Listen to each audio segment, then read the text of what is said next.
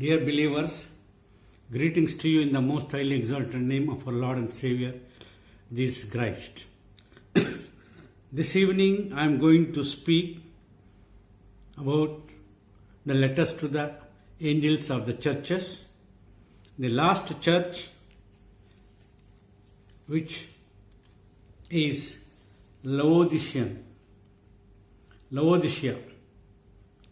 Okay, I already spoken to you the first 6 churches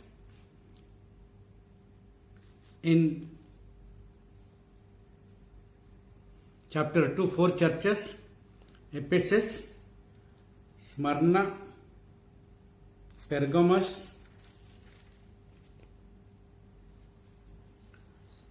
and Thyatira. Then in the 3rd chapter is Sardis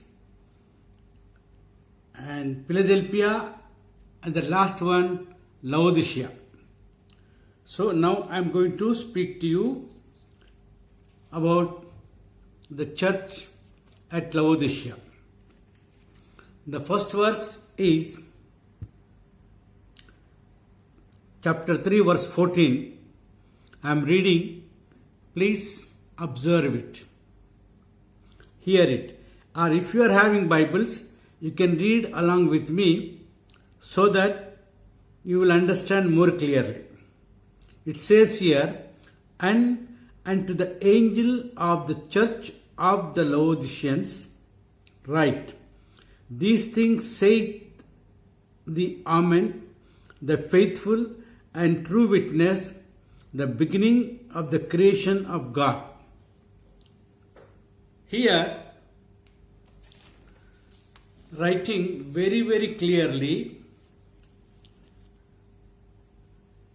about himself, who is writing to the Laodicean church. He says, these things say the Amen, the faithful and true witness, the beginning of the creation of God. The beginning of the creation of God, who was there? Lord Jesus Christ was there. So, here we see writing to Laodicea church. In Colossians chapter 2:1, Apostle Paul introduces to Colossians about the Laodicean church, saying that regarding the church, that they are concerned about, means that Colossians are concerned about Laodicea church, and also the man of God, Paul, also concerned for them. So very, very clearly is writing here that he is concerned about the church and the believers. So my dear children of God, it is very, very essential for you and me that we should also have concern about our fellow believers. Unfortunately, we are not able for months together, especially during this Corona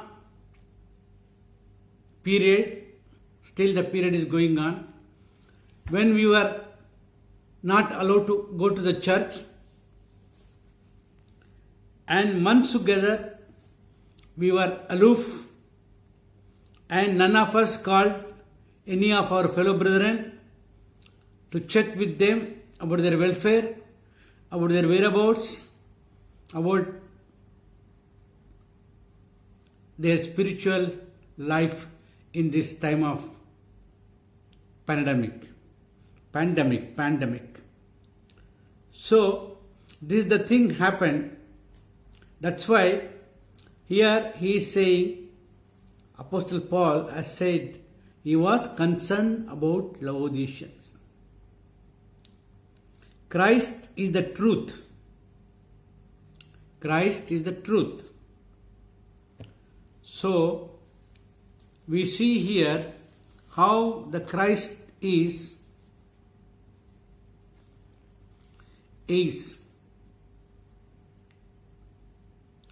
explained here. These things said the Amen, the faithful and true witness, the beginning of the creation of God. See, the true witness means there is truth in Lord Jesus Christ. Our Lord Jesus Christ is true, and there is absolute truth in Him, and the Word was made flesh to glorify God through Lord Jesus Christ and through our salvation. So it is very important for you and me to know that Lord Jesus Christ is true.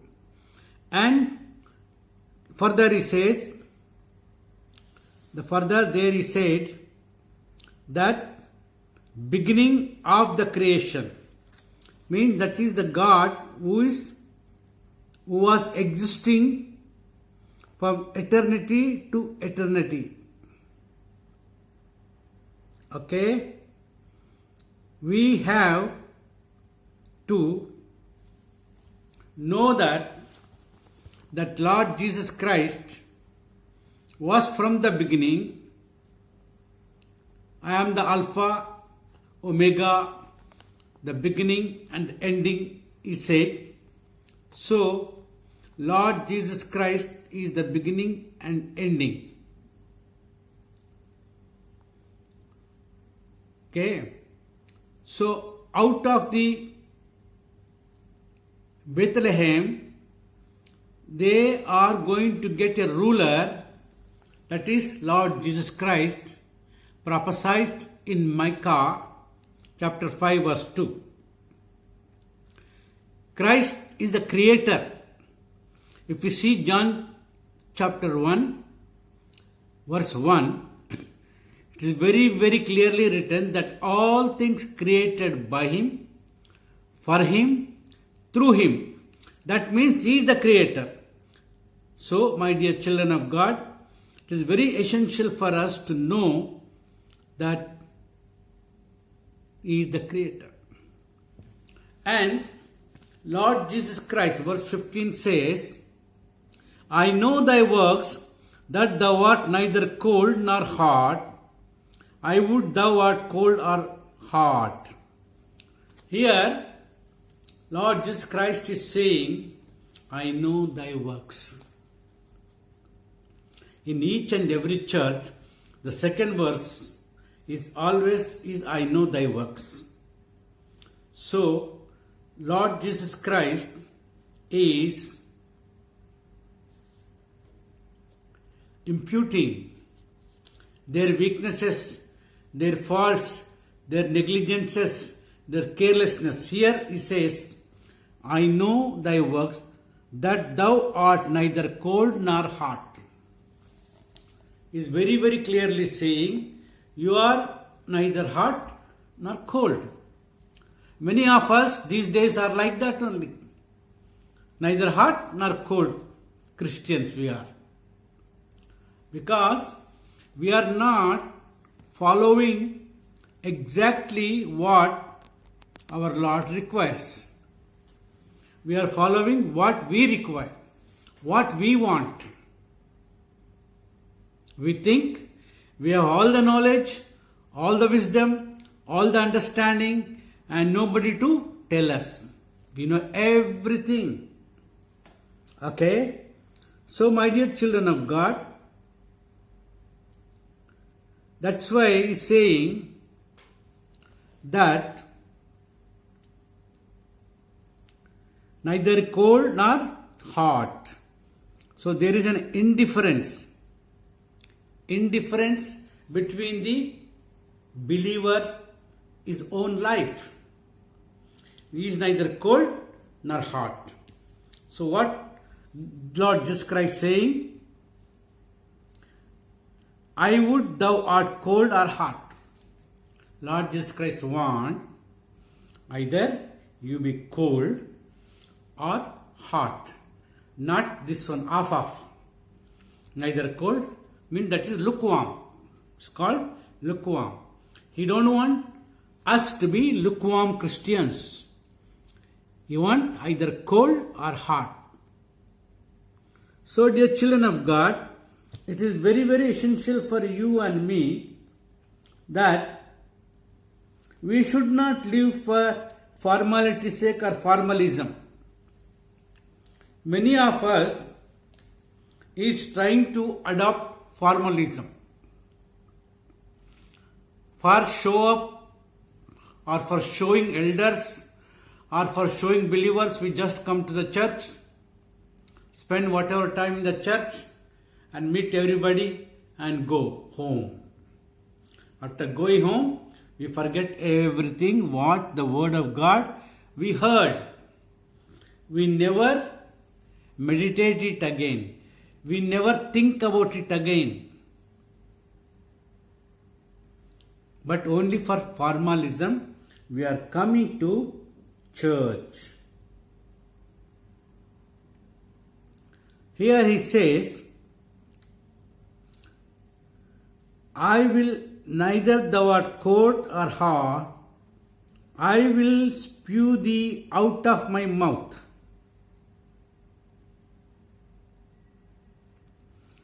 Thou art lukewarm. So zeal is enjoined.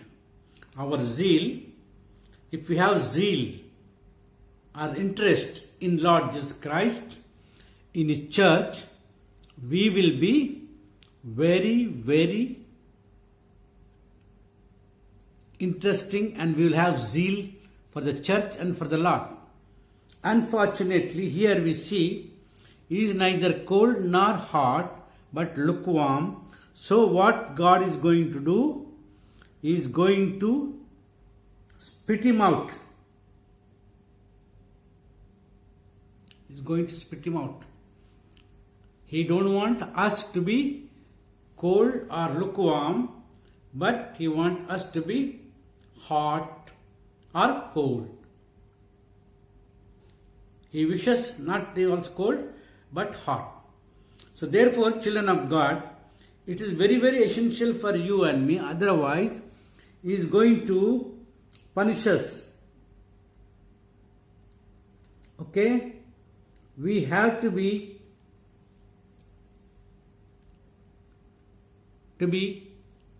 perfect and proper.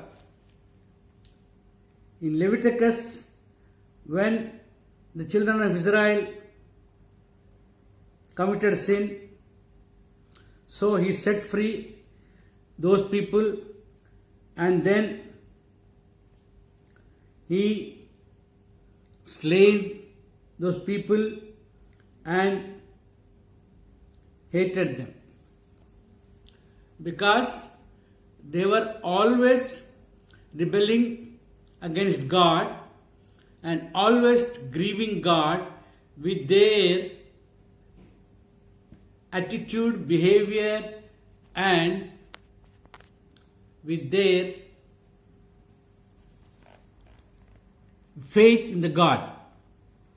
In spite of seeing so many wonders and miracles in Egypt, and then God made them to walk through the sea, the bottom of the sea, because He has divided the sea.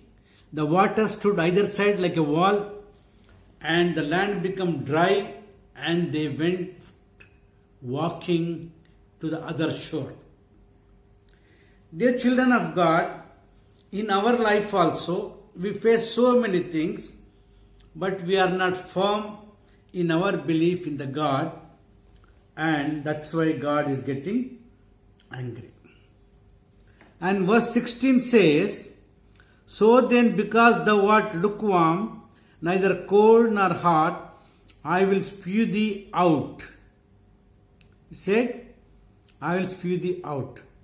So, my dear children of God, we have to be ready for the Lord's coming and should be hot. Verse 17 says, because thou sayest, I am rich and increased with goods and have need of nothing. See? Self-boasting. Self-righteousness.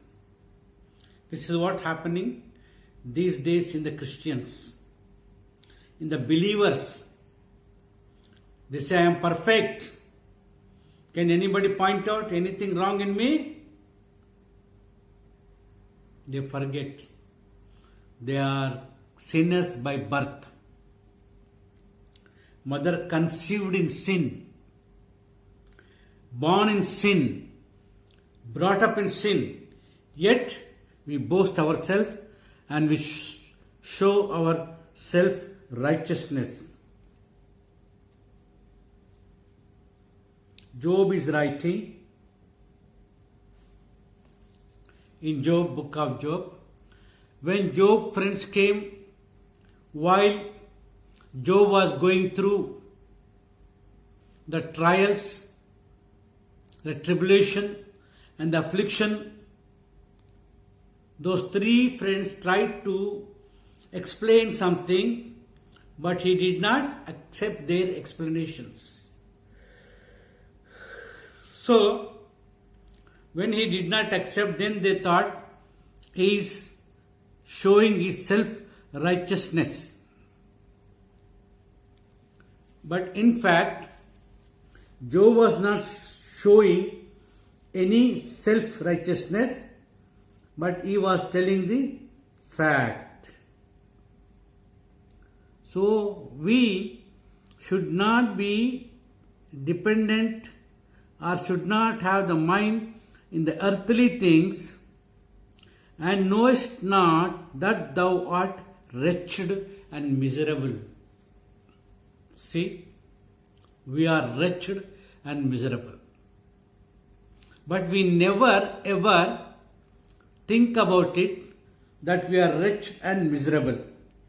We always think that we are something great.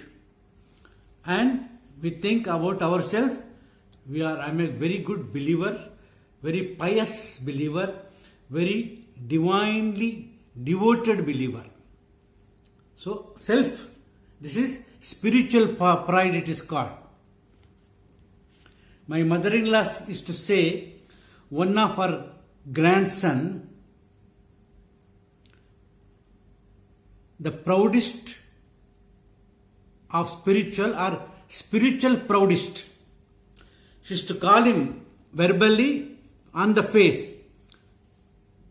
Proudest, spiritually proudest. So we also sometimes ourselves try to prove and show people that we are something. But we are nothing. And self-deception, we should not fall. And also spiritual blindness. We are under spiritual blindness. That's why we boast ourselves. We talk about ourselves. We do not realize that what mistake we are making.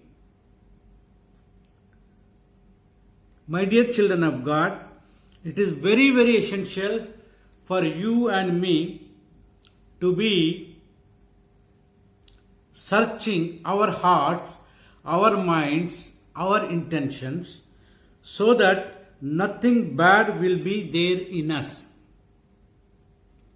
So when we have spiritual pride, we think we are big man, great man.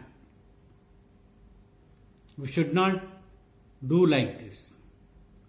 We have to humble ourselves, meek. How our Lord Jesus Christ, being the Son of God, being the Creator, yet humbled unto death. So let us also humble ourselves. Verse 18 says, I counsel thee to buy of me gold tried in the fire, that thou mayest be rich, and white raiment, that thou mayest be cloth, and that the shame of thy nakedness do not appear, and anoint thine eyes with eye salve, that thou mayest see. Here, the Lord is saying to the proud believer, I will counsel thee, means he is giving a counseling or advising a thought to buy me gold tried in the fire. The gold which is tried in the fire will be absolutely pure, clean and clear. So he wants you and me also absolutely clean and clear in our heart, in our mind, in our thoughts, in our ideas, in our desires, in our wants. Normally, our mind, our heart is wicked one. That's why in Jeremiah 17:9 it says, the heart is deceitful above all things. The heart is deceitful above all things. And what more? He is saying the worst disease it has. And nobody know it. Only the Creator who created us, He know it about the heart. We are such a worst people. We will be talking with our mouth nicely, sweetly, but in our heart wickedness is propping up. We are thinking wickedness about them, but to show up we speak nice things. That's why he is saying, buy gold. How the gold is purified, like that the Lord wants you and me to be purified. And we should not depend on our counseling, but to His counseling. He is saying, by His counseling, Psalm chapter 16:7, I'll bless the Lord who had given me counsel. David, the psalmist, is saying, I will bless means I will praise the Lord who has given me the counsel. Our Lord's counsel is perfect. Sometimes we don't come to Him to counsel Him. We think about ourselves. We speak to our family members, or we speak to some elders, or we speak to our close friends, like this. But we never come to counsel the Lord if there is any problem. The Lord wants you and me, when we are in trouble, He wanted you and me to come to His counsel. So, that is very important. And in Exodus chapter 18, verse 19 tells, God shall be with thee, is a wise counsel. It says, God shall be with thee to bring you to the right place. The right place.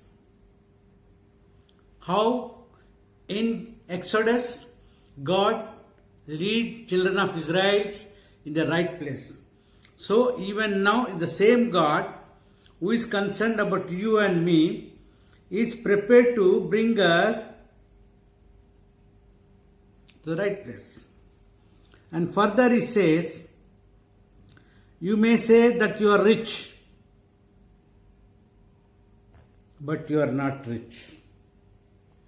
You say you are a rich, but you are not rich. So we have to be very, very careful. And he's saying that we have to put on white raiment. What is white raiment signifies? That is pure and perfect. We are pure and perfect. That's why here the man of God is writing the spiritual treasures we should have, and we should come to close to God in our walk of life, day to day, in our attitude, in our behavior, in our walking, in our talking, in everything. It should please the Lord God, because we are nothing. When we are in the Lord and we follow His wise counsel, His divine counsel, then we will have spiritual treasures. Spiritual treasures. So, we have to be ready with perfect will. Then the Lord will give us spiritual treasures to us. Okay? And spiritual vision also He will give us. What is going to happen, we will know. When we are in the Lord, what is going to happen, we will know. So we have to be very, very careful. Verse 19 says, as many as I love, I rebuke and chasten.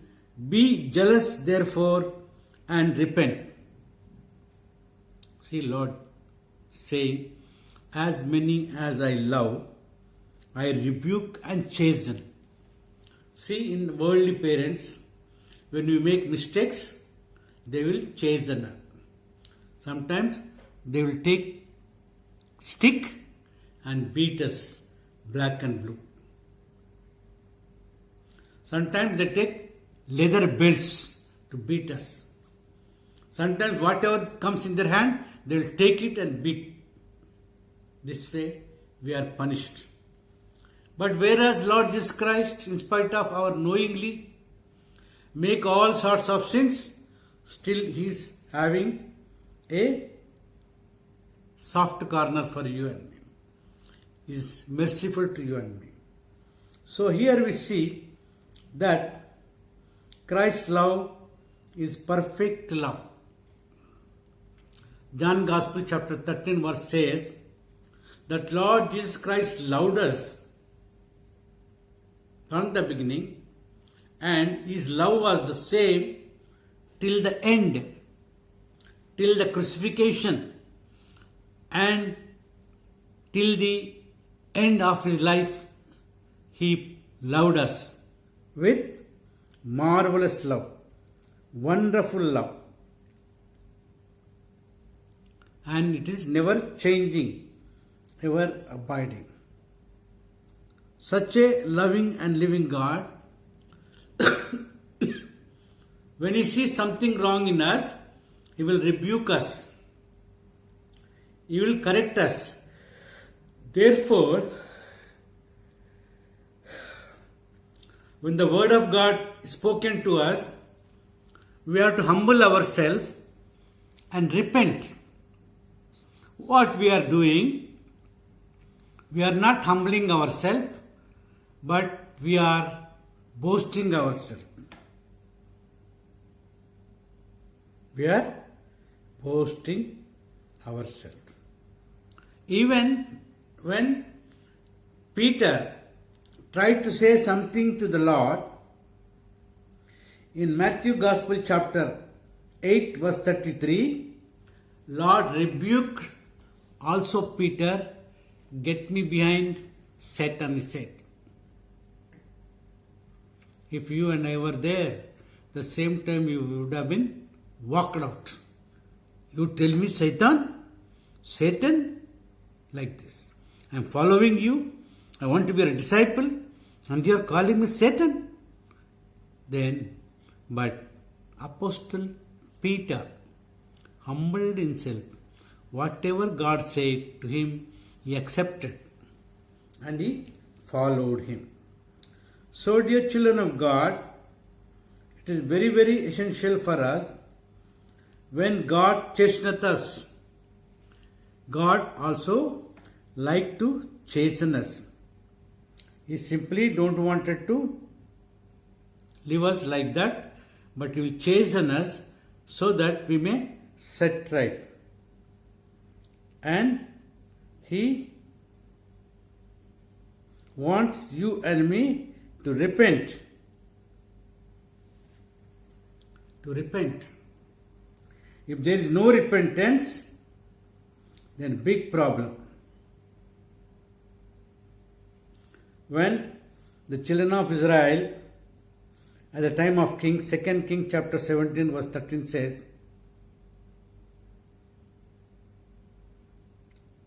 Thou turn away from the evil ways. It's telling, turn away from the evil ways and repent to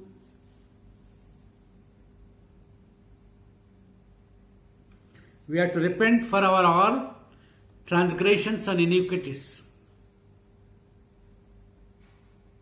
We think we are perfect. Everything is perfect in us. There is nothing wrong in us. That is again our pride, our spiritual pride. So when the Lord Jesus Christ chastens us and we repent and obey Him to the divine call. Verse 20 says, Behold, I stand at the door and knock. If any man hear my voice and open the door. See, Jesus Christ is standing at the door and knocking the door so that we may open it, allow Him to enter inside us, and He will have fellowship with us. Dear children of God, we think that we are perfect and all right, but God knows what we are. That's why to every church He said, I know your works. And that's why He's saying, I am standing at the door and knocking. If any man hear my voice and open the door. See, when Lord Jesus Christ is knocking our door, we have to open it. We have to allow Him to realize and accept Jesus as His Savior. So, dear children of God, it is very, very essential for you and me.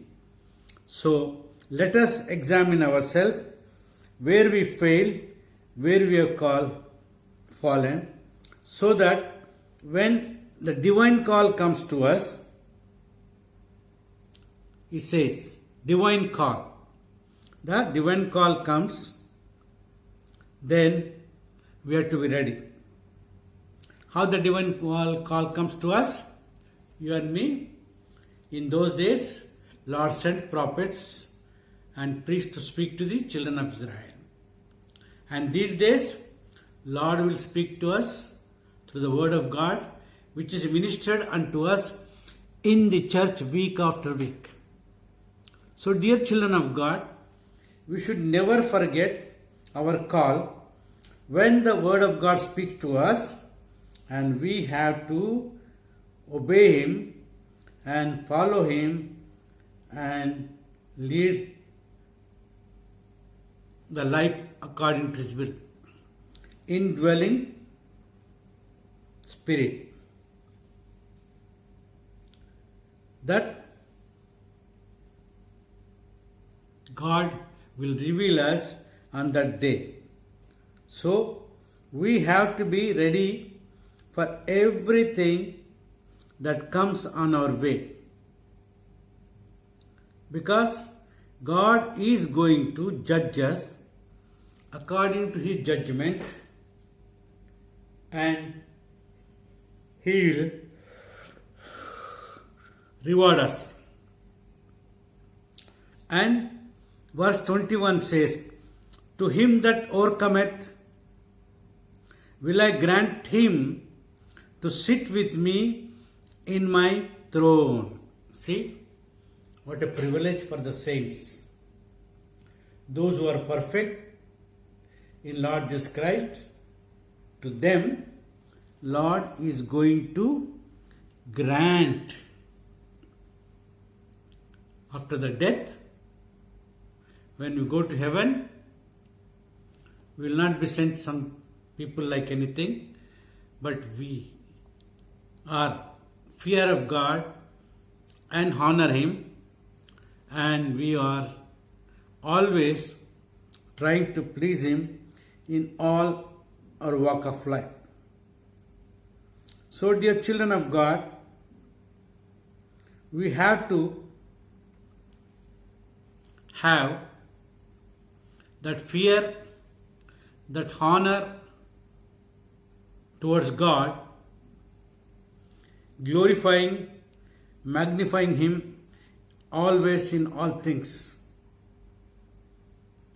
So verse 21 says, to him that overcometh will I grant to sit with me in my throne. What a privilege, no? Whoever gets that privilege, really blessed man or blessed woman.